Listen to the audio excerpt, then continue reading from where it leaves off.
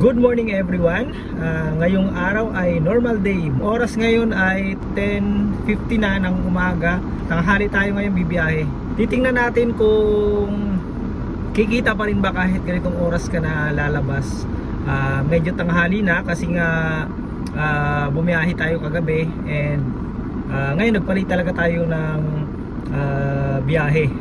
Susubukan nga natin kung mayroon pa bang pasahero pag ganitong oras ka bumiyahe. So ang dami kasing nagrereklamo na mahina na daw sa Grab. So susubukan natin. Ngayon nga pala ay April 2, 2024. Tara samahan nyo ako sa pagbiyahe sa araw na to. Syempre bago yan kailangan natin magdasal muna bago tayo umalis ng garahe natin. Kasi nga kailangan natin ng gabay at wisdom para sa pang-araw-araw nating hanap buhay. So samahan nyo ako at mag-update ako from time to time at para malaman nyo rin kung may kita ba pagka ganitong oras na tayo bumiyahe.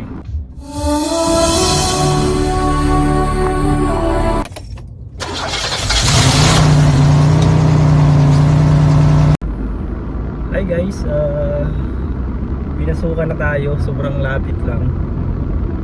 102 yung fare. So pinick up ko siya, kapitbahay lang namin, papunta dito sa Makati Med. So napakaiksi lang. Okay lang naman kasi hindi naman masyadong traffic. Kaya mabilis lang, 102 agad. And nag-tip din sa atin ng 20 pesos. So okay na. Nakakatuwa naman. Nakakatuwa yung mga ganun kahit papaano, kahit 20, kahit 10 nga eh. Masaya na tayo dun sa tip. So dito ako ngayon sa Makati, Along Ayala. Naghahanap na naman tayo ng booking. Sana may makuha pa tayo. Kanina, mabilis lang naman pasukan. Pagkabukas ko, maya maya pinasukan na agad tayo ng booking. So ngayon hindi ko lang alam ngayon kung gaano katagal tayo pasukan dito sa Ayala. Dati kasi malakas dito eh. Kaso minsan pag maraming Grab, humihina na rin. Yung kaibahan lang kasi dito sa Ayala, malalapit lang kasi ang destination, kaya barya-barya lang, kaya ang iba ayaw nila dito. Mas gusto nila yung malalayo ang biyahe. Sa akin naman okay lang. Kasi kahit papaano, pagkababa, sakay na, may sasakay na naman ulit na pasahero. So at least hindi ka na babakante. At saka yung pabarya-barya na yan, pag inipon mo, dadami din naman. So yun lang, nakwento ko lang. Maghahanap ulit ako ng pasahero dito sa Ayala. Sana makakuha pa tayo. Hi guys, time check is 12:08 na ng hapon. So after 1 hour mahigit na pagbibiyahe natin, meron na tayong 444 pesos. So kanina pakadrop nga natin nung pasahero natin sa Makati Med. Pinasukan naman tayo, Makati lang din. Yung fare niya is 103 lang. Tapos pakababa nga natin, pinasukan tayo ng booking din, katabi lang. Papunta naman dito sa BGC. So ang price niya is 239 pesos. So maganda-ganda kasi medyo malaki-laki and medyo malayo-layo ng konti. So far maganda naman yung biyahe natin. Sa isang oras mahigit na biyahe, meron na tayong 444. So not bad kasi ang target natin dapat every 3 hours meron tayong 1,000 pesos. So pasok pa naman sa target natin and hindi pa ganun ka-traffic ngayon. So pero ingat-ingat lang tayo lagi sa biyahe pagka ganitong maluwag kasi minsan dyan kasi nagkakaroon ng disgrasya. So lagi tayo mag-iingat sa ating mga biyahe. So in-update ko lang kayo and nag-aantay ako ng pasahero ngayon dito sa BGC.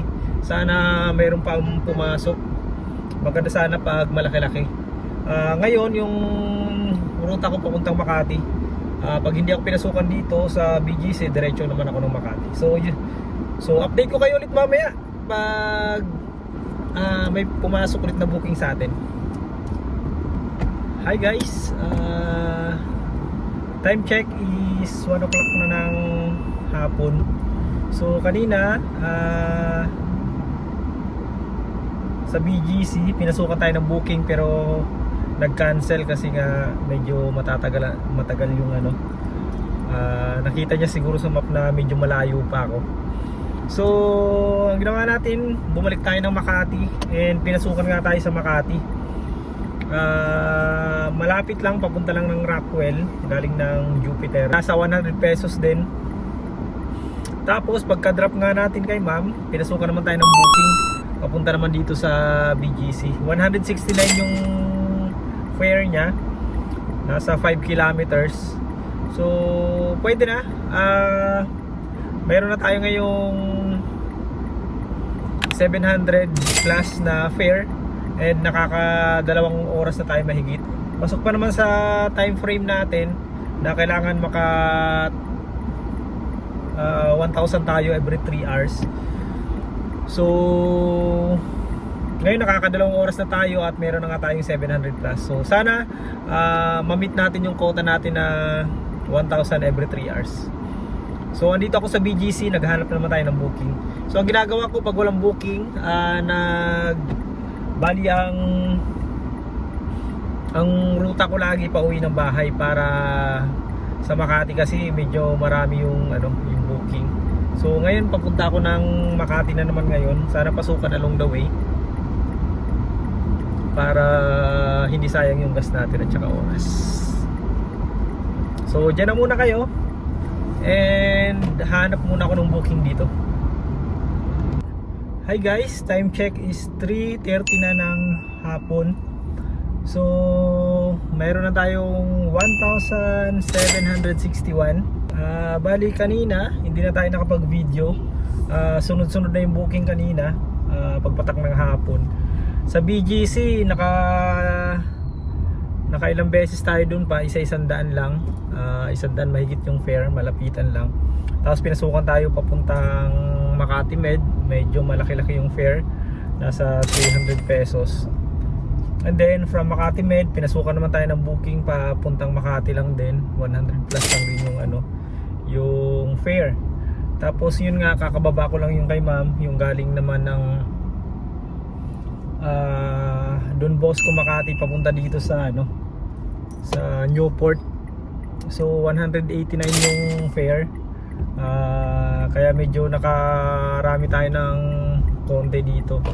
Umabot na ng 17 plus. So 3:30 pa lang. Sana maka 2.5 tayo ngayon bago umuwi. Kasi kagabi, bumiyahe din naman ako kagabi. So magsusundo pa kasi ako maya-maya ng konti. So hindi muna ako magsasagad. Actually yung target natin is 3,000 a day or mahigit pa. And nakaka 1,700 na nga tayo. And kagabi sa biyahe natin naka 1,000 naman tayo mahigit. Nasa 1,030 yata tayo kagabi. And syempre ngayon pag hindi tayo umabot ng pag kinulang pa tayo ng biyahe mamaya, hindi biyahe pa rin tayo sa gabi. Yun lang maganda kay Grab. So kung anong oras mo gusto bumiyahe, kung sa gabi sinisipag ka pa, gusto mo pa bumiyahe, pwede ka pa bumiyahe. Maganda sa gabi kasi hindi masyado ma-traffic. Ngayon naman hindi masyado ma-traffic. Araw ngayon ng Tuesday. So maya maya siguro to traffic na to, kaya talo kasi pag pag sobrang traffic na, sa pick up pa lang talo ka na. So mas maganda pa rin paupain mo muna yung traffic. Ang ginagawa ko, nagpapahinga ako pag ma-traffic. Hindi muna tayo bumiyahe, uuwi muna tayo ng bahay. Tapos pag wala na yung traffic, kasi same lang din naman may booking din naman kahit gabi na. So at least hindi masyado magastos sa gas at hindi rin mainit. And mabilis lang din matapos. Mabilis ka rin maka 1,000 pag gabi kasi wala kang traffic. So mag-update ako ulit mamaya ng konti. Andito ako ngayon malapit sa Terminal 3. Sana pasukan tayo ng booking na medyo malaki-laki. Siguro mga 2.5 uwi na ako. And magsusundo naman tayo kay Mrs. Tapos pag sinipag mamaya-maya, mayang gabi, kahit mga alas 8, biyahe ako kahit maka 1,000 lang. So update ako mamaya, video ako ulit kung magkano tayo ngayon at anong oras tayo matapos. Update lang guys, time check is 4:55 na ng hapon. Andito ako ngayon sa MOA. So bali nakaka 2,146 na tayo. Tapos may tip din tayong 80. Nasa 2 na yung ano natin, yung pinakakita natin kasama na yung tip. Bali kanina sa may Newport, pinasukan tayo ng booking, malapit lang. Kaso wrong pin naman yung ano natin, yung passenger natin. So antay ako ng antay, sa kabila pala siya. So hindi na ako makabalik dahil one way na. Kaya kinancel na lang. So sa mga cancel, huwag tayong mag-alala sa mga cancel kasi mayroon namang ano yan, may pag naka 5 minutes ka na pag-aantay tapos kinancel mo na, meron kasi tayong 5 minutes lang na grace period na pag-aantay. So pag lumagpas na sa 5 minutes, pwede na natin i-cancel. And huwag kayong mag-alala kasi mababayaran naman kayo ng 75 pesos. So babayaran naman kayo ni Grab. And then after nga nun, may pumasok naman sa atin sa may EDSA lang, papunta naman siya ng TAF. So nasa 100 pesos lang. Pagdating sa TAF, pinasukan naman tayo ng booking, papunta naman dito sa may MOA banda. So sunod-sunod pa rin. And then pinasukan tayo sa may DFA, kaso medyo malayo. Hindi na natin tinanggap kasi pauwi na nga tayo ng bahay. Ayaw na nating lumayo pa. So far okay naman. Nag-start tayong mag-11 and magpa 5 na nga. So nakailang oras na rin tayo and naka 2,000 plus na rin. So check ko mamaya. Hindi pa rin pinapasukan ng booking. Nandito ako sa may Hill Puyat, dito sa may World Trade Center tapat.